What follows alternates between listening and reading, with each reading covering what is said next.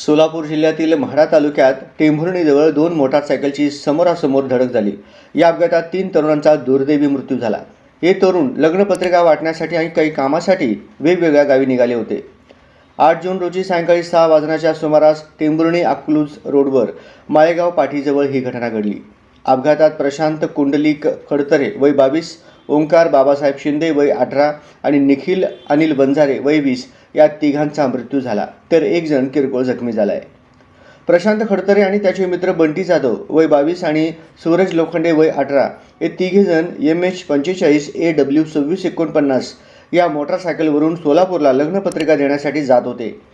तर ओंकार शिंदे आणि निखिल बंजारे हे MH13 ER 2906 या मोटारसायकलवरून बार्शीहून शेवरे येथे काही कामासाठी आले होते।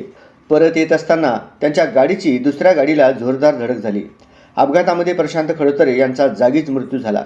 ओंकार शिंदे यांचा रुग्णालयात उपचारादरम्यान मृत्यू झाला। निखिल बंजारे याला गंभीर जखमी अवस्थेत सोलापूरला हलवण्यात आले। तिथे उपचार चालू असताना त्याचाही मृत्यू झाला। दुर्दैवाची गोष्ट म्हणजे 8 जून रोजी प्रशांत खडतरे याचा वाढदिवस होता। वाढदिवसाच्या दिवशीच त्याचा अपघाती मृत्यू झाला।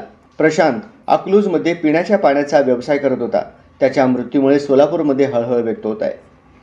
पोलिसांनी दिलेल्या माहितीनुसार प्रशांत कुंडलिक खडतरे, दायवंत बंटी जाधव आणि सूरज अरुण लोखंडे हे तिघे मोटारसायकलवरून प्रशांतच्या भावाच्या लग्नपत्रिका देण्यासाठी सोलापूरला जात होते।